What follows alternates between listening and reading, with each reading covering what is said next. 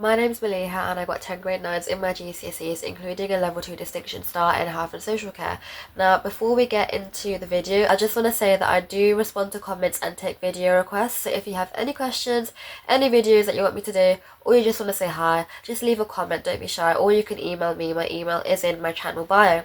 So let's just get straight into it. So first of all, in order to do well in health and social care, you need to have a solid understanding of PIES.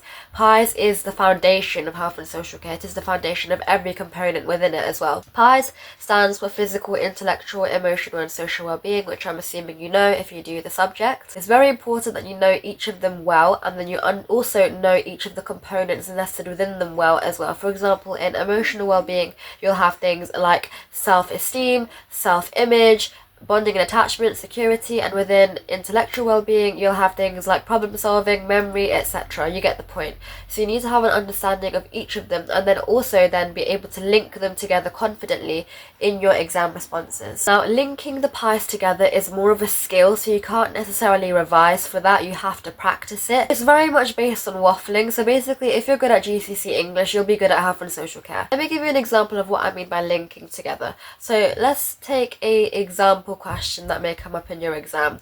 It may not be the kind of question style, if you get confused, this is just off the top of my head what I can remember from my exam.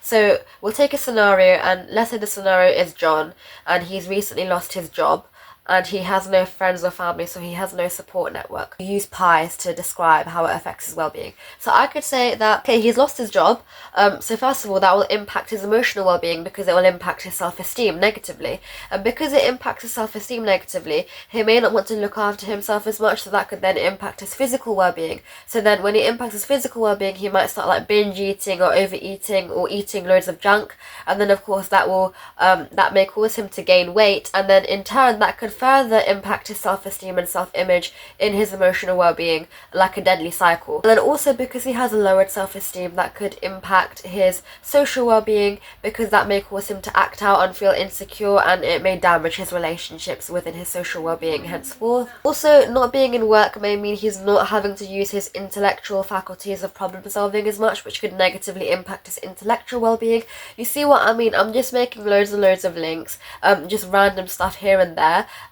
Basically, in order to do that, it takes a lot of practice to be able to get that skill. What I'd recommend you do therefore is then practicing lots of past papers and getting used to finding loads of links within the PIES. If it helps, just try and imagine yourself in that person's shoes, and then just think, if that happened to me, like, how would that impact me? What would that cause furthermore? How would that impact my relationships? How would that make me feel? How would that make me act and behave? You get the point.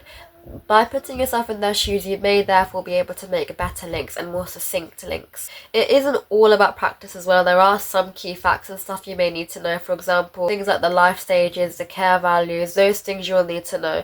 I did make a flashcard set on a bunch of stuff that I needed to remember, which I've left in the description of this video. But obviously, if there's anything that I've left out, because that was all based on stuff that I couldn't remember, not necessarily stuff like everything within the specifications. So if there's anything that you can't remember, make sure you make a flashcard set for yourself on things, whatever that may be. The last piece of advice that I can give you is to immerse yourself as much as possible. Watch as many documentaries as you can on different aspects of health and social care. Like, I watched one about working in the A&E, and that is what actually inspired me to become a doctor, funnily enough, because I was going to become a psychologist before then. But anyway, I'm waffling now.